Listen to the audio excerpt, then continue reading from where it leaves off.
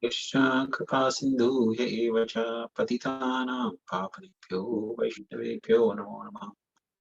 Shri Krishna Chaitanya Prabhu Nityananda Shri Advaita Gadadha Shri Vasadi Gaur Bhakta Vrinda.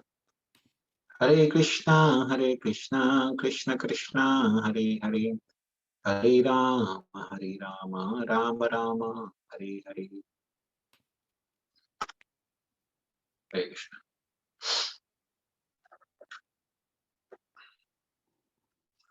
So we are reading from the 7th chapter of the first canto of Bhagavatam. Reading text number 6 onwards today. So we'll read from 6 to text 11.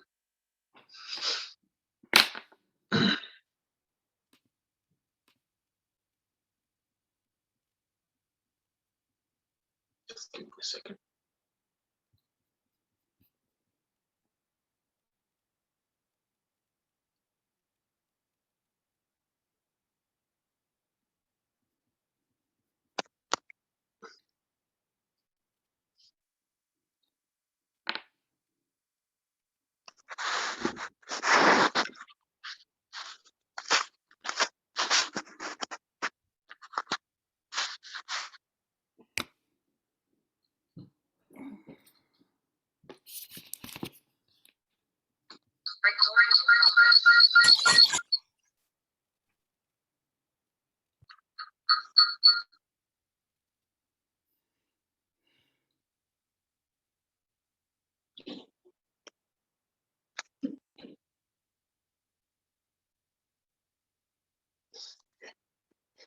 I'll share the screen and get started.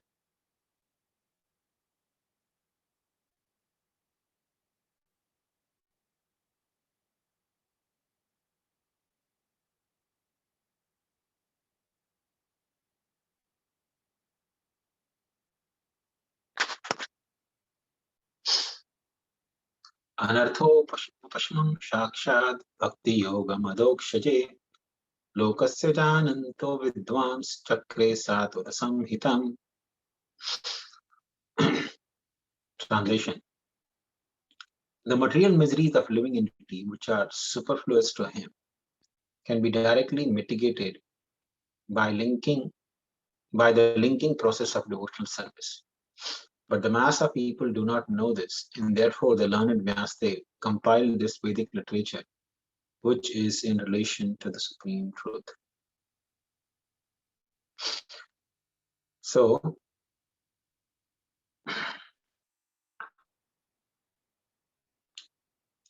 this is actually one of the important shlokas from first canto of Srimad Bhagavatam. Anartha upapashmam sakshad. Anartha means anything that is not beneficial. Artha means beneficial, and anartha means that is not beneficial. And upashamam means to destroy or to mitigate it. So, anartha upashamam sakshad. Bhakti yogam adhokshade. What can actually remove all the anarthas or destroy all the anarthas is bhakti yoga, and bhakti yoga adhokshade. The devotional service or bhakti unto Lord Adhokshaja. Adha Akshaja. Adha means beyond or above. Akshaja means senses. So Adhokshaja means who is beyond the senses, which cannot be comprehended or understood through sensual perception. Anartha Pashvam Sakshat Bhakti Yogam Adhokshaja. When a person engages in devotional service to Lord Vasudev, Adhokshaja, all the anarthas in the heart are completely destroyed. But the third line says, Lokasya Ajanato. People do not know this. Bhakti of or devotional service unto Lord Adhokshaja, unto Lord Krishna, can destroy all the anarthas, all the inauspicious things in our life. People are completely unaware of this. And therefore, Vidwam Chakre Satvita Samhita. Vidwam means the learned. Here, in this case, the learned is Vyasdev, the Supreme Lord who appeared in the form of Vyasdev. Vidwams Chakra, he compiled Satvata Samhita. He compiled this Samhita, which is Satvata. Satvata means Vaishnavas or devotees. Or Satvata also means which is in complete transcendence in relationship to the Supreme Lord. That is called Satvata. So Satvata Samhita was compiled by Vidwans, by Vyasdev, just because this simple fact that bhakti unto the Supreme Lord can destroy all the anarthas is not known to everyone. People in general are completely ignorant of this.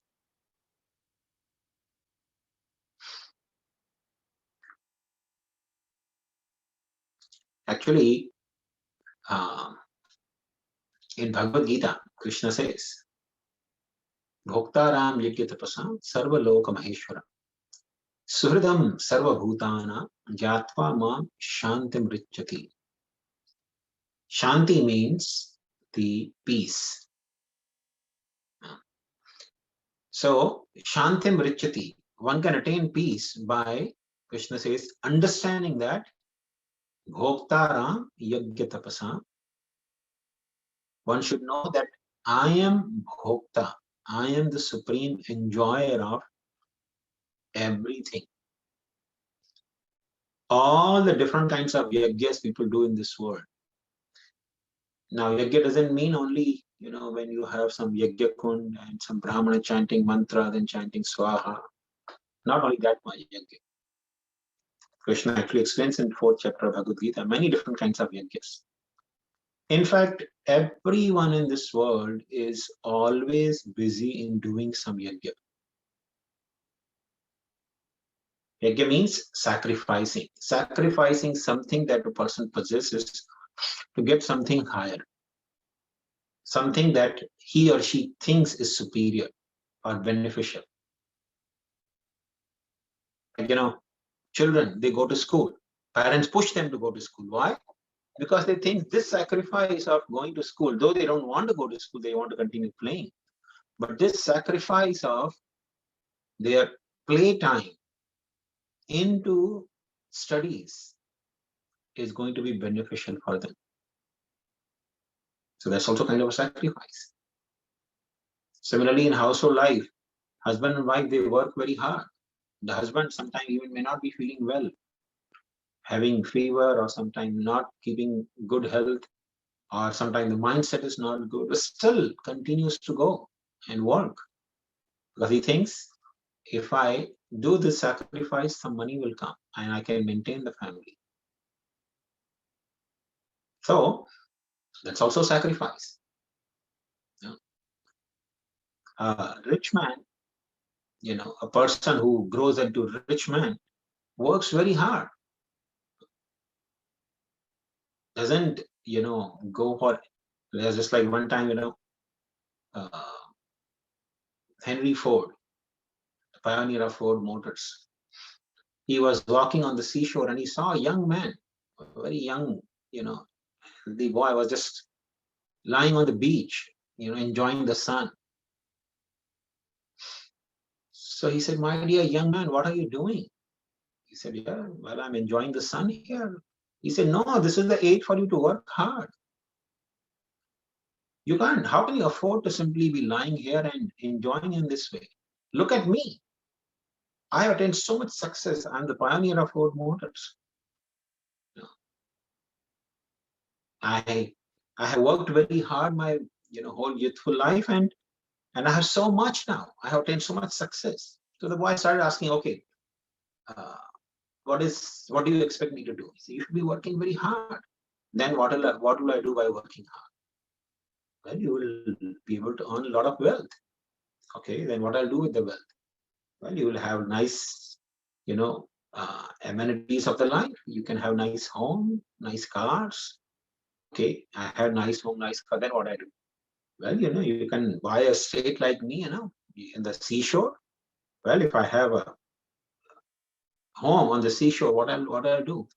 You can, if you have home on the seashore, you can simply, put a chair and lie down there and enjoy the life. He said, well, that's what I'm doing right now. Why I have to do work so hard? That's what I'm supposed to do after working so hard. I'm already doing it right now. So I need to work hard for that. So it means rich people also do a lot of sacrifice. Sometimes they do sacrifice of their time. Sometimes they do sacrifice of their moral. Sometimes they do sacrifice of their, good conduct or good behavior. They just work hard, very hard, and sometimes manipulate others and do something and try to accumulate money. So that's also a form of yajna. They do something that is risky, that could actually put them in trouble, that could actually put their health into the trouble. They sacrifice their health, they sacrifice the peace of their mind. So everybody is doing some sacrifice in this world. And Krishna says, if you understand that I am the enjoyer of all the sacrifice, Bhoktaram Yajna Tapasam.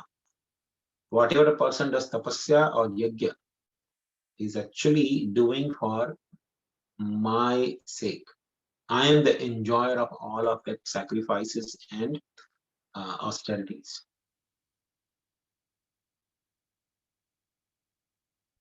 Yeah. And the second line says, Bhoktaram Yajna Tapasam. Sarva Loka Maheshwaram. I am the Maheshwara. I am the supreme proprietor of everything. Sarva Loka, in all the lokas, I am the supreme proprietor. I may say this is my home.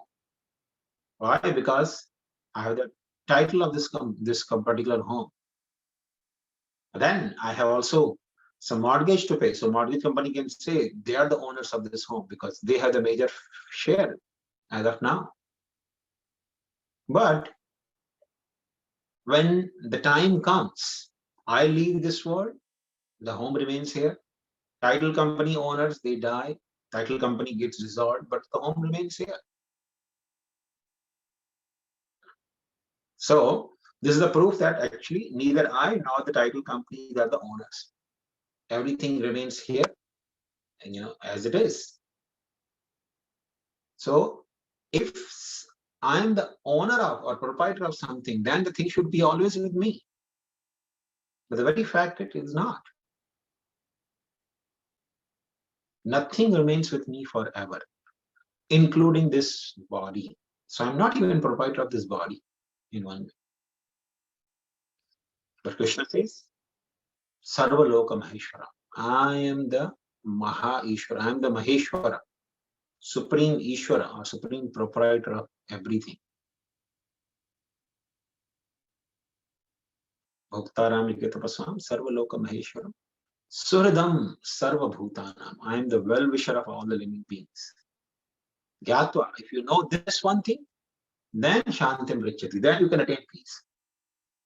So one can attain peace or happiness by understanding that Krishna is the supreme proprietor, supreme enjoyer, and supreme well-wisher of everyone and everything. Now, if this was so simple to attain the peace, why in this world people do not try to understand this simple fact that actually everything belongs to Krishna? I am only a temporary trustee. I'm being entrusted with things in this world, including this body. I'm not really the proprietor. So, why people are not trying to understand this simple fact? If they can attain peace and happiness in life simply by understanding this, why they don't take to it? Why don't we really try to understand that? This also is explained by Krishna in the 47th chapter of Bhagavad Gita, where he explains there are 4 kinds of people who are called Sukriti, who do come to Krishna. And then 4 kinds of people who are called Dushkriti, are sinful, they never come to Krishna. So, like, Krishna says in the 7th chapter, Artho Jigyasur Arthati Jnani cha. 4 kind of people who actually come to Krishna are, people who are in the search of wealth, people who are distressed, people who are inquisitive, or people who are jnanis, or the people who are seeking some jnana or knowledge. So in this way, these are the 4 categories of people who come to Krishna, but not every person in distress comes to Krishna. Why? If they can actually get the supreme benefit of their life by coming to Krishna, why is it that people, in spite of being distressed, don't come to Krishna? Because lokasya ajananto, people are in ignorance. People are in darkness. They don't know that simply doing adhokshaja bhakti or devotional service unto the Supreme Lord Shri Krishna will bring solution to all my problems.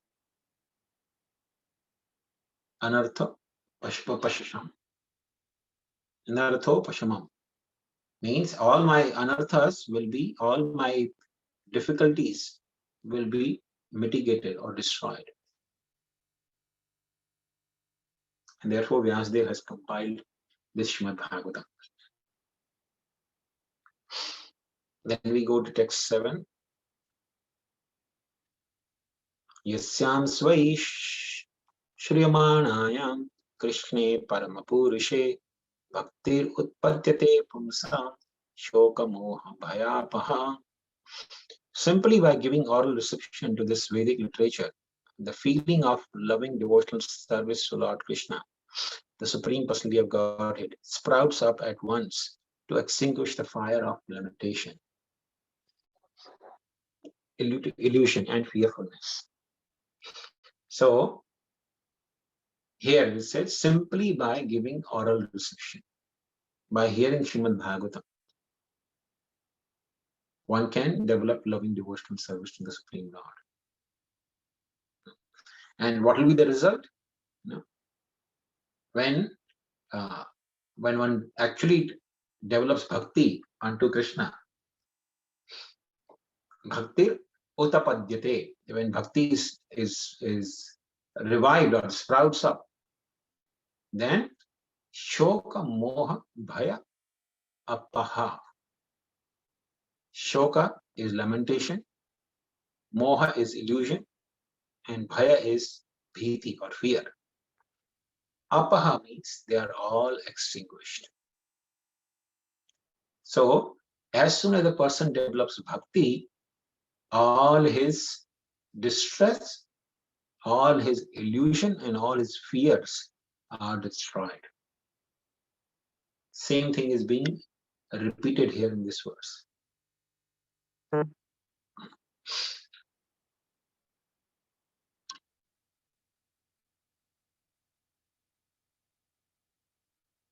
Text 8 says, Sasamhitam bhagavatim kritvanu kramaya chakmajam shukam adhyapayamasa nivrati niratam muni. The great sage Vyasadeva, after compiling the Srimad Bhagavatam and revising it, taught it to his own son, Sri Shukadeva Goswami, who was already engaged in self-realization.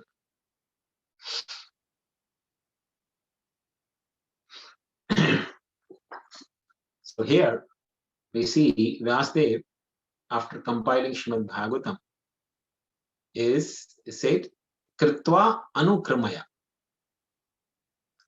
Anukramaya means, Krama means sequence, and Anukrama means going in proper sequence. So here Prabhupada translated as correction and repetition. So by compiling, Kritva means compiling, and Anukramaya means correcting or putting in proper sequence. Like sometimes, the people who write or compile a book, they may shuffle the portions of book here and there, before actually publishing the book. Especially if they are writing a novel, or if they are writing their biography, own biography and all, they may shuffle the things here and there. So that is called anukramaya. So sasammihitam bhagavatim means this Bhagavatam Purana, or something that in relationship to the Supreme Lord. Kritva, after compiling, anukramaya, he put it in proper order, and then sukham adhyapayam asa. He says atmajam sukham. Shukam is actually Shukdev Goswami. Atmajam. Jam is used in the sense of birth. Wherever we see the word ja is used in the sense of janma. Like we say andaja. Andaja means the living entities who are born from anda, or eggs, like the birds, they are called andaja. Then shvetaja. Shvetaja means those who are born from perspiration, like khatmals or bedbugs. They are born from this perspiration. And then similarly, Garbhaja. Garbhaja means the living entities who are born from the womb. Like human beings or many animals, they are born from the womb. So Ja is used in the sense of Janma.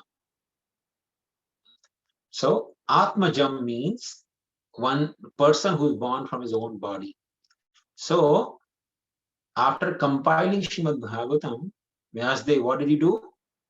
Atmajam Shukam Adhyapayam. Adhyapayam means he taught it. He made the study of Srimad Bhagavatam by his own son, Atmajam Shukam, Shukdev Goswami. Nibrati Nitaram Munihi. Nibrati is the self-realization, the Nibrati Marga, and Nirata is engaged. So Shukdev Goswami was already engaged in the activities of self-realization.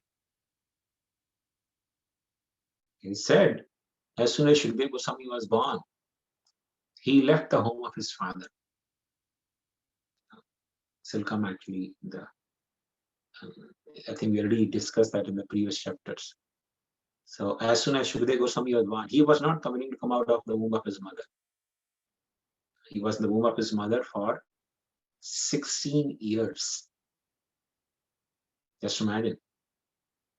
Nowadays, no child can say, oh, I won't come out of the womb of mother. No, when the time comes, the child is pushed out by the heirs in the body of the mother.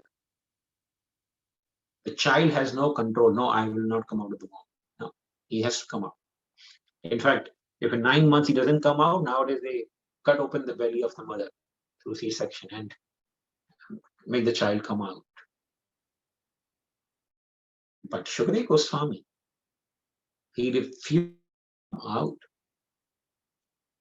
That means from that we can understand one thing, that Shukdev Goswami was already a liberated person. He was not subjected to the law of material nature. A person, karmana daiva netrena jantur deho padhite. A living entity takes birth in this world by the law of karmana. Karmana means by the force of one's previous activities. Karmana daiva netrena jantur deha upapadyate. Living entity is forced to accept a body because of karma. But that was not the case with Shukdev Goswami. So, he was already nivritti. He was already liberated platform. Therefore, the material nature could not force him to take birth. Vyasdev had to go to Krishna and request him that please come and tell my son that illusory energy will not affect him. Give him assurance, then only he will come out. So Krishna went to actually the wife of Vyasdev, who was actually pregnant at that time. Shukdev Goswami was in her womb and he was 16 years old in the womb of his mother. So Krishna went that time and told Shukdev Goswami that please come out of the womb of your mother. I promise you, my Maya Shakti will not be able to delude you. So in this way, only after being assured by Krishna, Shukdev Goswami came out of the womb of his mother. And as soon as they came out of his womb of his mother, generally the fathers perform the different samskara. And because Shukdev Goswami was son of Vyasdev, a highly learned sage and a Brahmana, there was supposed to be many purificatory process, samskara, which were due at the birth. But Shukdev Goswami did not wait for any of the samskaras. He simply left and walked away. And Vyasdev, he felt so distressed. He was running behind his son. He was running behind his son, calling out, my son, please stop. But Shukdev Goswami was not in the mood of hearing anything from his father. He just continued to walk. So Vyasdev actually sent one of his disciples who recited some, I think, couple of verses from Srimad Bhagavatam in the presence of Shukdev Goswami. And as soon as Shukdev Goswami heard those two verses, his mind was so much enchanted. He was already on the liberated platform. Nivrati Nitaram. He was already in the liberated platform. But when he heard those two shlokas from Srimad Bhagavatam, his mind was very much attracted. So he asked this disciple of Vyasdev, please teach me this Srimad Bhagavatam fully. And the disciple said, I don't really know. I had only these two verses known. So, okay, who's the one who taught you these two verses? You can come with me. So he took him back to his father. Here, your father only taught me. And then Shukdev Goswami learned the rest of the entire Srimad Bhagavatam from his father. So this is how it explains here. Sasamhitam Bhagavatim Kritva Anukramaya Chatmajam Shukam Adhyapayam Asa Nivrati Nitaram. This Muni, Vyasdev, he taught the Srimad Bhagavatam to his son, Shukdev Goswami. Shaunaka Uvacha Savai Nivrati Nitara Sarvatrope Shako Muni Kasyava Brahitam Etam Atma Rama Samabhyasa Samsat. Sri Shaunaka asked Sri Shuddha Goswami. Srila Shukdev Goswami was already on the path of self-realization, and thus he was pleased with his own self. So why did he take trouble of undergoing such a vast literature? Okay. So this is a very important question in one way. If a person is liberated and has no misery or distress in this world, and no attachment to anything in this world, why such a person should study anything? Why do people study in this world? Because they know they have to give exams. They have to pass the exams. Therefore, I have to study. Or sometimes you have to give interview, you have to study to get a good job. So, therefore, people study because they have some expectation to gain something in immediate future or maybe in the remote future, maybe after some time. So, therefore, people want to, gain something in the future. Therefore, they actually, take some trouble to study something. Now, Shukdev Goswami says, Shukdev Goswami was already Nivritta. Nivritta means self-realized, already on the path of self-realization. So, naturally, he did not have any attachments.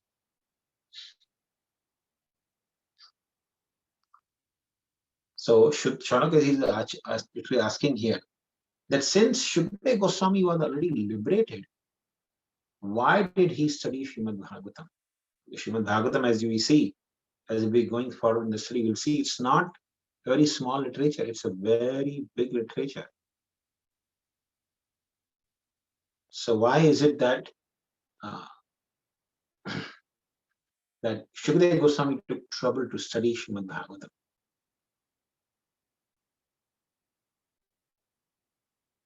Text 10. Sutta Uvacha Atma Ramascha. Actually, this is actually a very important verse. I think we will start from this verse next week. So I think we'll stop here. It's already, I think, 6:12. This is actually a very long verse, and this will take actually much longer